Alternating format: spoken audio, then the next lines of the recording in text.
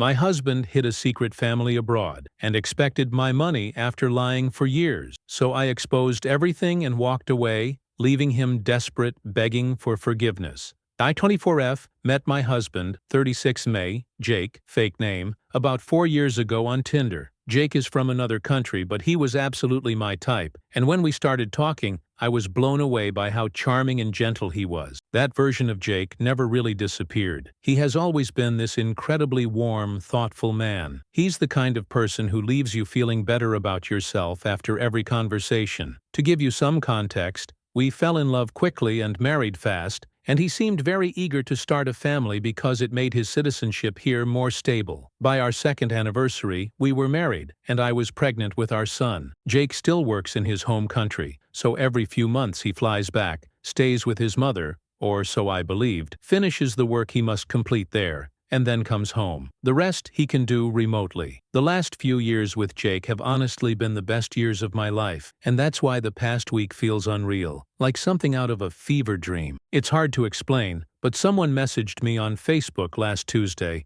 claiming Jake had been cheating on me and that they had proof. I didn't believe them at all, and ignored the message at first, but curiosity finally got the best of me. I responded and asked what proof they meant. They sent a huge collection of photos of Jake with another woman and 2 boys. I knew the photos were recent because he dyed his hair blonde for the Barbie movie at my request and has kept it that way since. The person told me the woman was his wife and the boys were his sons. I didn't want to accept it. I tried to convince myself it was fake, Photoshop, AI, something. But then the account blocked me or deactivated because it now shows as Facebook user. When I got home, I confronted Jake. He broke down crying and admitted everything, that he had a wife and 2 sons, who looked maybe 13 and 9, though I'm not certain. He was still legally married to her. I asked how he could do this, how he kept up this lie for so long. I told him I would expose him to the other wife, and he said not to waste my time because she already knew and supported him. I left and have been staying with my mother since.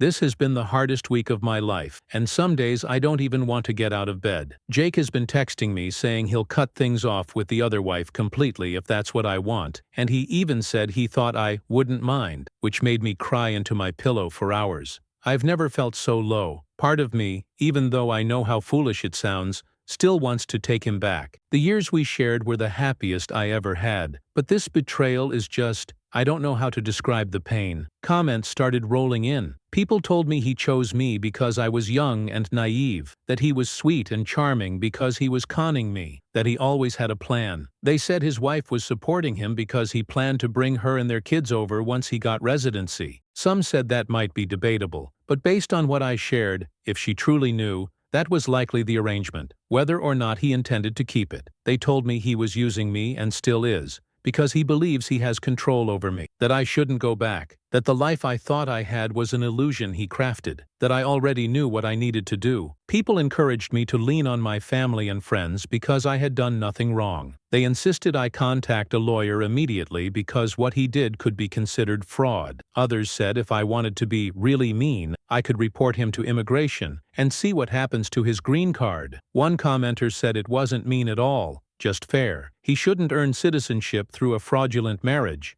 Another person said I was what's called a putative spouse, someone who unknowingly marries a person who was already married. They said my marriage was invalid and a court could free me of Jake and end his dreams of residency. They told me to do it. More comments. Forget the cheating. He used you to commit fraud. Get an attorney. Report him. He committed visa fraud, and his wife was probably in on it. Others pointed out that once he got his papers, he'd leave me and bring his real family over, which is likely why the first wife was fine with everything. Update. Hi everyone. First, thank you for all the advice and support since I posted 4 days ago. It's been over a week since I moved into my mother's house, and this time away from Jake has been incredibly grounding. It's helped me see what truly matters. Since that post, Jake and I have been talking, and he told me he ended things with his other wife. According to him, it wasn't even a legal marriage. He explained that when he was a child, his parents and hers arranged a marriage between them. He was 7 years old at the time. It was apparently just a ceremonial linking of their families,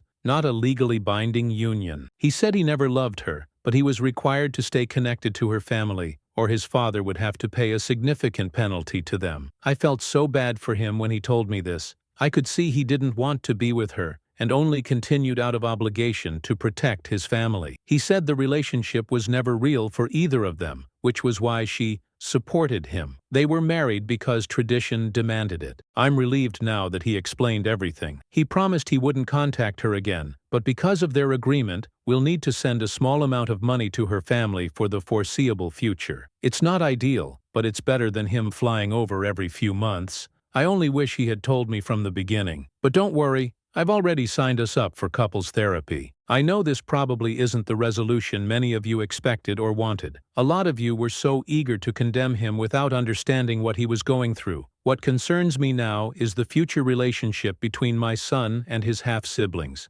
I'd like to foster a connection if possible. I'm just happy to be back with Jake. I love him so much. Comments poured in. Commenter: I find this unbelievable. Have you talked to his wife to confirm any of this? Me: not directly, but I can usually tell when he's lying, and he wasn't this time. Commenter: except for the whole double life thing, right? Other than that, you rate him like a book. Commenter asked if I'd be contributing financially to the payments going to the other wife's family. I told them I don't have an income right now, so it can't come from me. Another commenter pointed out the contradiction. Not a real marriage, yet they're half-siblings? I explained he had those children before he ever met me. Someone else noted that based on the ages, I would have been about 10 or 11 when the older child was born. They asked if that wasn't a red flag. I said it had nothing to do with me. He didn't know me then. More commenters said I glossed over the fact that his wife always knew. They insisted she was involved in the plan, and that once he could afford it, she and the kids would fly over, leaving me behind. Others were horrified that he lied from day one, painted himself as a victim, hid his real wife away from the conversation, and was now casually agreeing to abandon his children. Another commenter explained cultural expectations, how in some places women are expected to marry young and have children, with little choice. They said his first wife might have tolerated everything because it gave her stability or hope for their children. But the commenter emphasized that Jake actively chose actions that stripped both women of autonomy. Now moving to the second story. Story 2. My golden child sister promised me she'd let me have my special wedding year, then blindsided me by getting engaged to her boyfriend of 6 months, and announced she'd marry a month after my wedding. I, 24F, am planning my wedding to my partner of nearly 6 years. We got engaged at the end of November 2023 and set our date for September 2024. Before explaining the current situation, here's some background. Growing up, it was obvious that my sister, 20F, was always the favorite. She received special treatment and constant praise, and because of that, our relationship was strained throughout childhood and much of our teen years. As an adult, therapy helped me realize I couldn't blame her for how our parents treated us.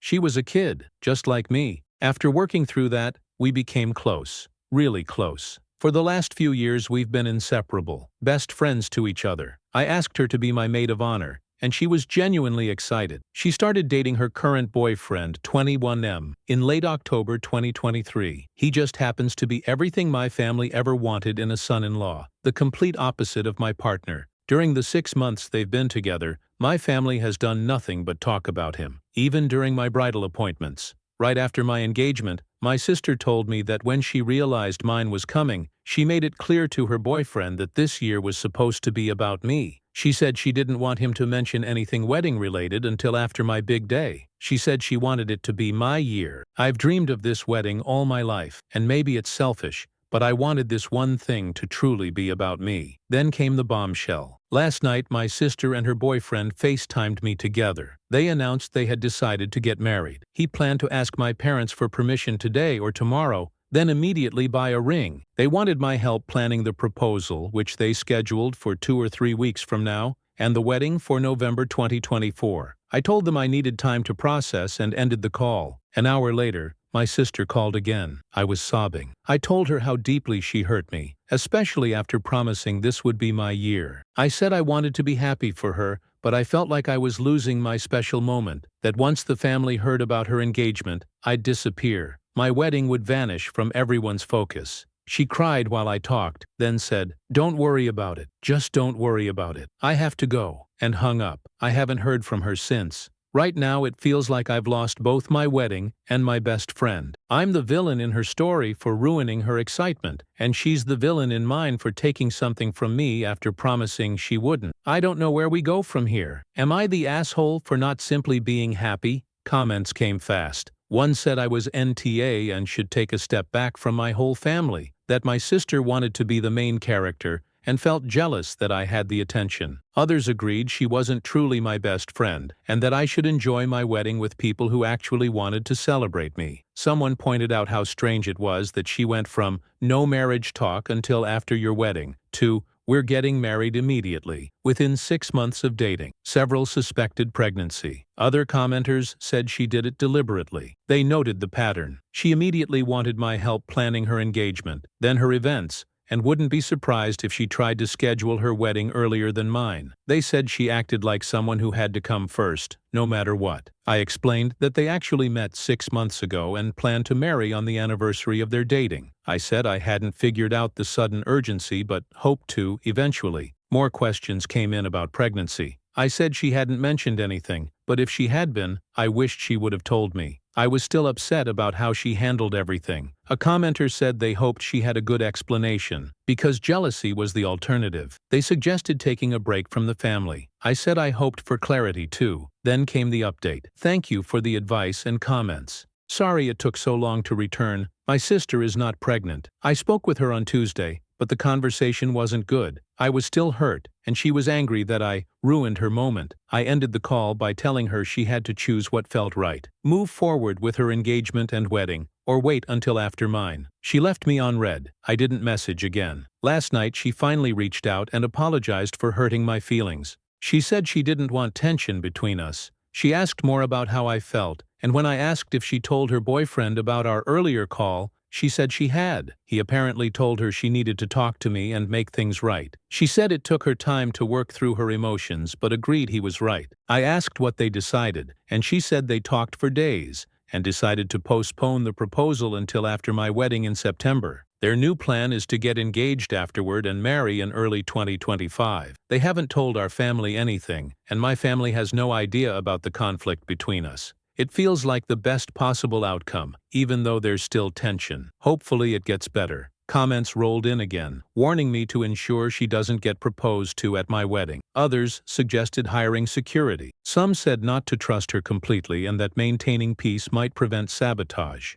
More said she apologized lightly, considering the depth of her actions. She broke my trust and ignored my history of being overshadowed. Others questioned why they were rushing marriage after only a year together. I explained my parents had been encouraging it since their first month of dating. They adored him and wanted him in the family, sometimes more than they cared about whether it was good for her. I had already sat my sister down months ago to give her a different perspective, that people reveal themselves over time, and real love will still be there a year later. I wanted her to protect herself. She didn't take the advice, though, and chose to move forward quickly.